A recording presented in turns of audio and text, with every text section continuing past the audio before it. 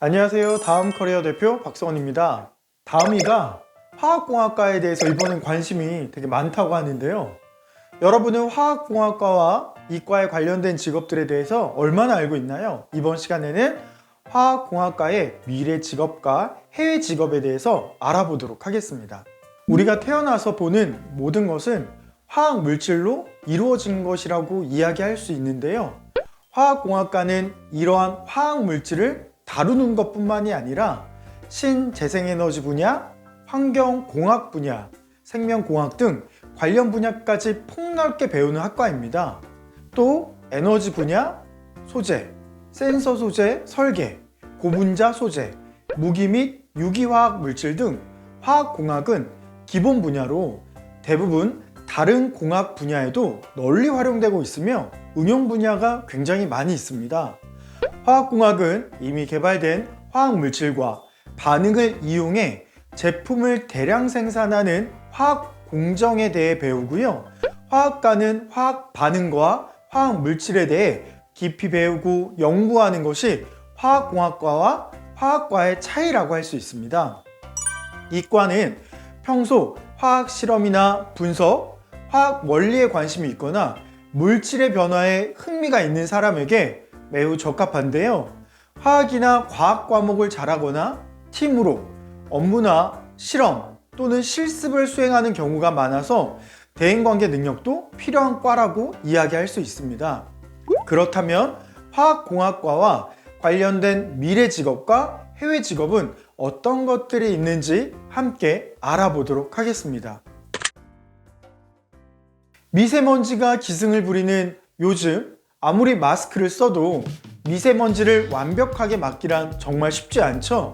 그런데 이런 오염된 공기를 분석하고 관리하는 직업이 따로 있다는 것을 혹시 알고 있나요? 그것이 바로 대기환경기술자입니다. 대기환경기술자는 대기의 오염 상태를 측정하고 대기 환경을 개선하는 직업을 말하는데요. 현재의 대기뿐만 아니라 미래의 대기 오염을 막기 위해 개선 방법을 연구하거나 대기 오염 방지 시설을 설계, 개발하는 연구를 한다고 보면 좋을 것 같습니다. 방지 시설의 타당성과 검토, 시공 감리, 운전상의 문제 등을 점검하고요. 조치에서 환경보호 분야의 전문가로서 방향성을 제시하는 역할을 한다고 보면 좋을 것 같습니다. 환경 오염 문제로 인한 피해가 점점 커지면서 사람들이 체감하는 안전에 대한 위협 수준도 굉장히 커지고 있는데요. 국내 또한 저탄소 사회로의 전환을 위해 온실가스 목표 관리제를 도입해서 기후변화 대응을 강화하던가 황사, 미세먼지 등 대기환경 정책을 더 강화해서 시행하려고 하고 있습니다. 또한 정부는 환경 관련 기술 개발 및 환경 안전 대책 수립해서요. 이런 여러 가지 부분에 노력을 기울일 것으로 예상이 되고 있습니다. 만물의 근원이라고 불리는 물은 우리와 뗄 수 없는 소중한 자원인데요. 그러나 경제가 발전하고 인류가 진화함에 따라 호수나 강, 바다 등의 수질이 오염되고 생태계의 파괴가 오염되는 등 이런 환경 오염이 굉장히 심각해지고 있는데요. 바로 이러한 상황에서 오염된 물을 관리하고 환경을 개선하고자 수질 환경 기술자라는 직업이 생겨나게 됐습니다.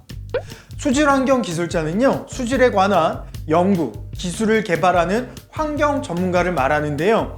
질 높은 수질을 효율적으로 관리해서 사용자에게 배포하고 사용한 폐수를 진단해서 수질 환경 문제를 최소화하는 대처 방안을 연구하는 직업이라고 보시면 좋을 것 같습니다. 수질 환경 기술자는 수질에 대한 미래형 기술을 개발하고 조언하는 역할을 하는데요. 그래서 이 직업은 향후 5년간 고용률이 굉장히 증가할 것으로 전망되는 유망 직종 중 하나입니다. 환경산업은 전형적인 선진국형 산업인데요. 선진국으로 갈수록 발전하는 산업이라고 보면 될 것 같습니다.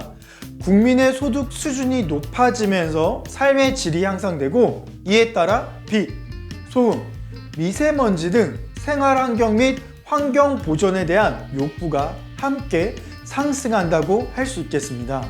이에 관련 산업이 더욱 활성화되고 정부에서도 환경 규제를 강화할 것으로 보이는데요. 이로 인해 환경산업 시장은 앞으로 더욱 확대될 것으로 보입니다.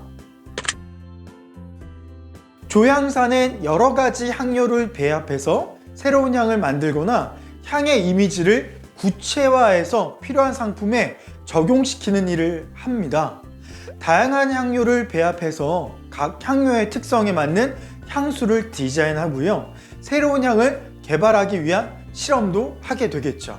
조향사는 먼저 향이 사용될 제품의 특징을 고려해서 컨셉을 정하고 원료를 선정합니다.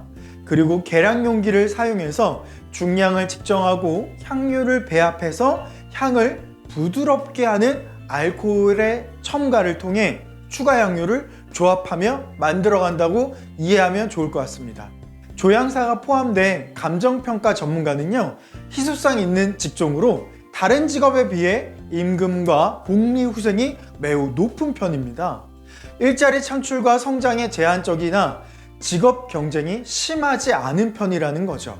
또한 근무 시간은 짧고 불규칙적이지만 근무 환경이 굉장히 좋습니다.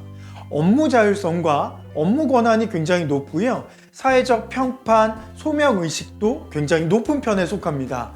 그러다 보니 조향사는 무엇보다 다양하고 많은 향을 맡고 구별하며 기억해낼 수 있는 후각이 뛰어나야 하는데요. 향에 대한 감각을 가지고 있어야 되고요. 새로운 향을 창조해낼 수 있는 독창성, 창조성이 요구되는 직업입니다. 새로운 향을 개발하기 위해서 많은 노력과 시간이 필요하므로 인내성이 요구되며 체력적으로도 건강해야 된다고 이야기할 수 있을 것 같습니다.